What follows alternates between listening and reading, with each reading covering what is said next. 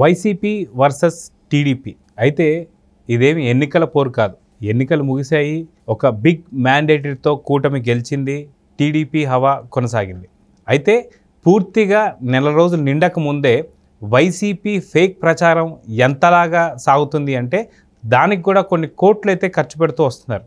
అయితే ఇది ఎందుకు, ఏంటి, వాళ్ళు చేసిన ఫేక్ ప్రచారం ఏంటి అనేది మనతో పాటు సీనియర్ జర్నలిస్ట్ కనకదుర్గ వడ్లమణి గారు ఉన్నారు. వారిని అడిగి తెలుసుకుందాం. మేడం నమస్తే. నమస్తే అండి.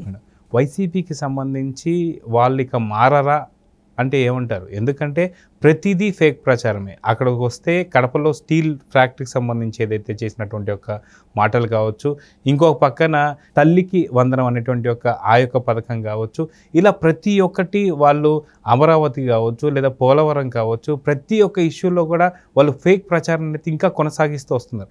అయితే ఇంత పెద్ద మ్యాండేటరీ వచ్చినప్పుడు, ఎందుకంటే వాళ్ళకి 151 వచ్చినప్పుడు మేమే రాజులం, మేము 30 సంవత్సరాల పాటు మేమే పరిపాలించబోతున్నాం అని చెప్పేసి అనుకున్న వాళ్ళు ఇప్పుడు 164 వాళ్ళకన్నా మెజారిటీ వచ్చిన తర్వాత కూడా వాళ్ళు ఈ రకంగా మాట్లాడుతున్నారు అంటే మా మీద ఎటువంటి యాక్షన్ టీడీపీ తీసుకోలేదు. ఎందుకంటే టీడీపీ ఓన్లీ అభివృద్ధి సంక్షేమం వైపే చూస్తుంది, కానీ కక్షపూరిత రాజకీయాలు వాళ్ళు చేయలేరు, వాళ్ళు చెయ్యరు అనేటువంటి ధైర్యమా లేదా ఏమనుకోవచ్చు దీన్ని? అంటే తెలుగుదేశం నెల్లాళ్ళు అయిందండి. మీరు చెప్పినట్టు ఇవాళ కరెక్ట్గా 30 రోజులు. 30 రోజుల్లో వాళ్ళు చేయగలిగింది మొదలుపెట్టారు, చేస్తున్నారు. ఎందుకంటే ఇది ఒక రోజులో అయ్యేవి కాదు ఏది కూడా. 5 ఏళ్ళు వాళ్ళు సర్వనాశనం చేసి పెట్టారు రాష్ట్రాన్ని. 5 ఏళ్లకి అది 20 ఏళ్ళు వెనక్కి వెళ్ళింది. కాబట్టి ఆ స్క్రాచ్ నుంచి మొదలుపెట్టినప్పుడు మీరు ఇంకా ఇది చేయలేదా, అది చేయలేదా అని మొదలు పెడుతున్నారు వాళ్ళు. ఫస్ట్ నిధులు ఇచ్చారా, వాళ్ళు నిధులు ఉంచారా ఎక్కడైనా ఒక్క శాఖలో అయినా? వాళ్ళు మాట్లాడే ముందు వాళ్ళు ఇవ్వాల్సిన ఆన్సర్ ఏంటంటేనండి, ఇప్పుడు చాలామంది విశ్లేషిస్తున్నారు, వాళ్ళు అప్పుడు చేయలేదు కాబట్టి వీళ్ళు చేస్తున్నారంటే. నిన్నటి వరకు వైసీపీకి వంతపాడిన వాళ్ళు కూడా ఇప్పుడు వైసీపీని మాత్రం నిందించరు. ఇప్పుడు వాళ్ళు అది చేయలేదు, ఇది చేయలేదు అని ఎవడు మాట్లాడటలే. అలాగని వీళ్ళని పూర్తిగా తిట్టట్లేదు ఇప్పుడు తెలుగుదేశాన్ని కానీ పవన్ కళ్యాణ్ గారిని కానీ. కాకపోతే ఏంటంటే వాళ్ళకి అంటే అంతకుముందు వాళ్ళు చేసిన వాస్తవాలు ఏంటి అనేది మాత్రం వీళ్ళు మాట్లాడటలే. మనం ఎందుకు చెప్తున్నాం అంటే, మీరు ఏది తీసుకున్నా, ఏ శాఖ తీసుకున్నా ఇవాళ నిధులు లేవండి. ఎక్కడ అసలు ఒక పైసా లేకుండా ఊర్చేసి మొత్తం అంతా. ఇప్పుడు శ్వేతపత్రాలు మొదలయ్యాయి, 3 అయ్యాయి, ఇంకోటి వస్తుంది ఇప్పుడు, ఇంకా 3 శాఖలకు ఇస్తానని అన్నారు. ఈ శ్వేతపత్రాలు ఇచ్చినా కూడా నిధులు ఎక్కడి నుంచి వస్తాయి? ఇప్పుడు మోదీ గారి దగ్గరే కేంద్రంలోనే నిధులు లేవంటున్నారు. మరి రాష్ట్రానికి నిధులు ఏ రకంగా ఇస్తారు? ఇప్పుడు బ్యాంకులు ముందుకు వస్తాయా? ఇప్పుడు చూస్తే ఎదురుగుండా చూస్తేనేమో ఒక పెనుభూతంలాగా ఒక్కొక్కటి ఉన్నాయి. అంటే మీరు ఏ పథకం తీసుకున్నా కూడా చిన్నవి కాదు.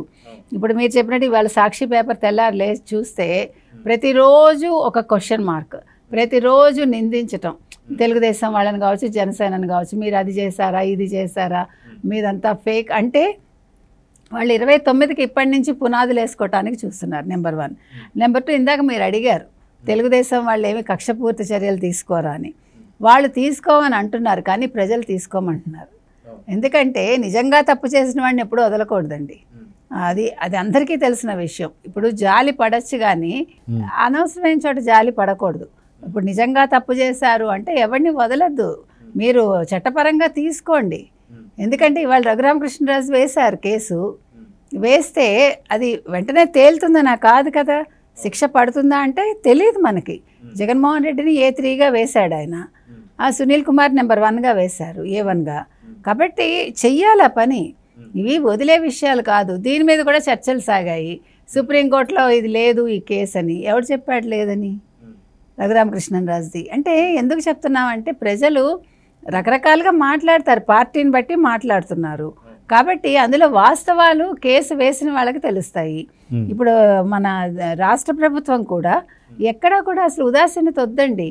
సర్లే చట్టం తన పని తను చేసుకెళ్ళిపోతుంది అని మీరు కేసులు పెట్టకపోతే మీరు ఇన్ని రకాలుగా చెప్పింది వృధా అవుతుంది కదా.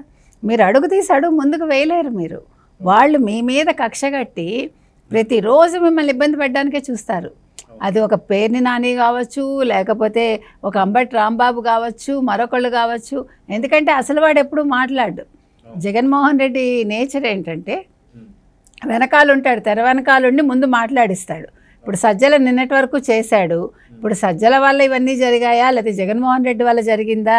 వాళ్ళకి అంటే వాళ్ళకే అంటే పార్టీ నాశనం అవడానికి అది మనకి తెలియదు.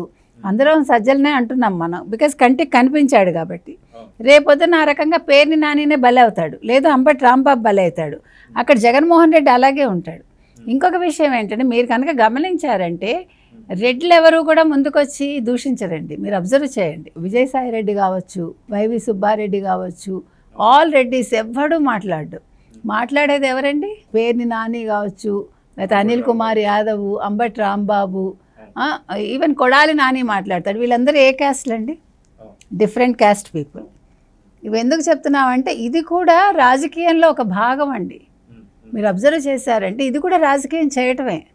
అంటే వాళ్ళు రెడ్లందరూ కూడా సేఫ్ సైడ్ ఉంటారనమాట. అంటే వాళ్ళు ఓన్లీ ఏదైనా సరే ప్రభుత్వానికి సంబంధించిన దాన్ని తిరిగి కొడతానికి మాత్రం వాళ్ళు మాట్లాడతారు, కానీ బూతులు మాట్లాడటానికి మాత్రం వీళ్ళని వాడతారు. కొడాలి నాని కావచ్చు, పేర్నేని గాని కావచ్చు, అంబటి రాంబాబు కావచ్చు, బోర్గడ్డ అనిల్ కావచ్చు, ఇలాంటి వాళ్ళందరినీ వాడుతుంటారు. వీళ్ళందరూ కూడా రెడ్డి సామాజిక వర్గానికి సంబంధించిన కాదు.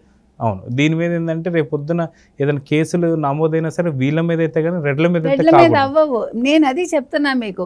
అంటే రాజకీయం అనేది వీళ్ళు ఎంత దూరాలోచనతో చేశారు, వీళ్ళు అది ఎలా బలవుతున్నారు వీళ్ళకి అర్థం కావట్లే.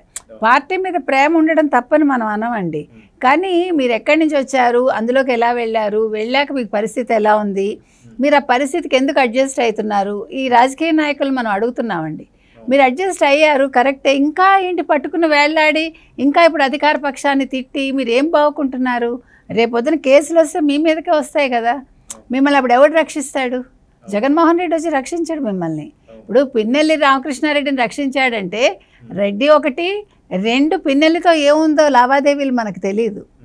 ఒక 25 లక్షలు ఖర్చు పెట్టుకుని హెలికాప్టర్లో వెళ్ళి వచ్చారు జగన్మోహన్ రెడ్డి అంటే పిన్నెల్లికి చెప్పడానికి వెళ్ళాడా, లేదు మిగతా వాళ్ళకి చెప్పడానికి వెళ్ళాడా, అది అనేది ఆయన అంటే మనసులో ఏముందో ఎవరికి తెలియదు. అది యాక్చువల్గా విషయం ఏంటి అనేది ఒక్క జగన్మోహన్ రెడ్డికే తెలుసు.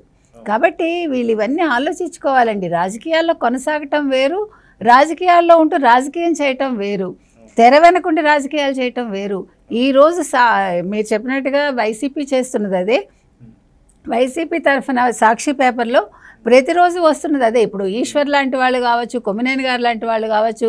ఇప్పుడు కొమ్మినేని సీనియర్ మోస్ట్ ఆయన, కానీ ఏంటి దేనికోసం ఉన్నాడు ఆయన? ఇప్పుడు నాకు మీ మీద కోపం వచ్చిందని చెప్పి నేను ఒక అంటే చెడు చేసే వాళ్ళ దగ్గరికి వెళ్ళి నేను పని చేస్తాను, నా కెరీర్ నాశనం చేసుకుంటాను అంటే ఒక జర్నలిస్ట్గా అది ఎంతవరకు భావ్యం అండి? ఇప్పుడు ఏం బాగుండా డబ్బులు వస్తున్నాయి నీకు అంతే, కానీ నువ్వు ఏం తెచ్చుకుంటున్నావు దానివల్ల? సో సాక్షిలో ఈరోజు జరుగుతున్నది అదేనండి. తెల్లారి లేస్తే మీరు అసలు వాళ్ళు మాట్లాడే విధానం కానీ ఒక్కొక్క అంశాన్ని తీసుకుని ఆ విశ్లేషణలో ప్రతిదీ ఒక నెగిటివ్ ఒక ఇది దాంట్లో చొప్పిస్తారనమాట. అసలు మనకు కూడా ఆలోచన ఉండదు, నిజంగా పనిచేసేవాడు కూడా అటువంటి ఆలోచన ఉండదు. ఇప్పుడు ఒక చంద్రబాబు నాయుడు గారు కావచ్చు, లేకపోతే ఒక పవన్ కళ్యాణ్ కావచ్చు, ఒక లోకేష్ కావచ్చు, లేకపోతే ఆ శాఖ మంత్రులు కావచ్చు, వాళ్ళు అసలు అటువంటి ఉద్దేశంతో ఆ పథకము పెట్టరు, లేకపోతే పని చేయాలనుకోరు. కానీ వీళ్ళు చూపించే విధానం ఎట్లా ఉంటుందంటే వీళ్ళకి లేనివి కూడా ఆపాదించి అందులోంచి వీళ్ళ కొత్త ఆలోచనలు ఓహో ఇలా కూడా చేయొచ్చా అని వీళ్ళే ఆశ్చర్యపోయేలాగా మాట్లాడుతున్నారు. అయితే వీళ్ళు తీసుకునేటువంటి ఒక ఏదైతే అబద్ధపు ప్రచారాలు ఏదైతే ఉన్నాయో, కానీ 164 సీట్లతో మంచి ఒక మ్యాండేటరీ ఇచ్చింది కూటమికి. అయితే ఇప్పుడు ఏపీ ప్రజలు వీళ్ళు చెప్పే అబద్ధాలు నమ్ముతున్నారా లేదా అంటే ఏం చెప్తారు? నమ్మరండి. ఇప్పుడు సాక్షి పేపర్ ఎంతమంది కొంటారు?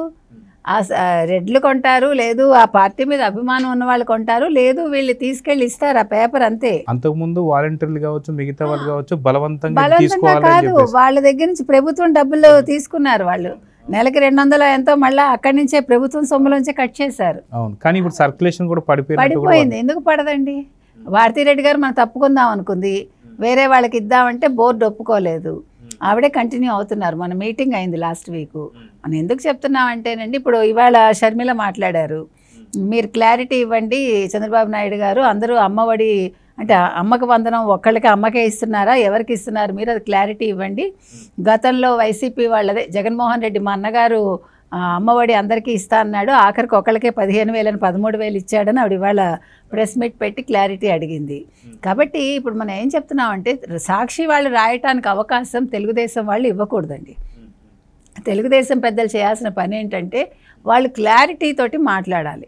ఇప్పుడు మీరు ఒక్క చిన్న అవకాశం ఇచ్చిన, సూది మొనంత అవకాశం ఇచ్చినా వాళ్ళు అల్లుకుని వెళ్ళిపోతారు. అందుకని వీళ్ళు కూడా జాగ్రత్తగా ఉండాలని నేను చెప్తున్నాను.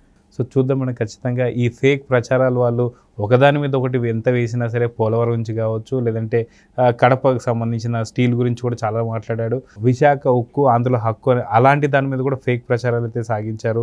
అమరావతి మీద సాగించారు. కానీ ఎన్ని రకాలు చేసినా సరే ఖచ్చితంగా ఏపీ ప్రజలు ఎవరిని నమ్మారనేది ఆ మ్యాండేటరీతో అర్థమైపోతుంది. ఖచ్చితంగా ప్రజలు ఒక మంచి నిజాన్ని మళ్ళీ గెలిపించారని అయితే ఆశిస్తున్నారు. సో ఏపీ కూడా ఇలాంటి ఫేక్ ప్రచారాలు నమ్మకూడదని అయితే భావిద్దాం. నమస్తే. నమస్తే.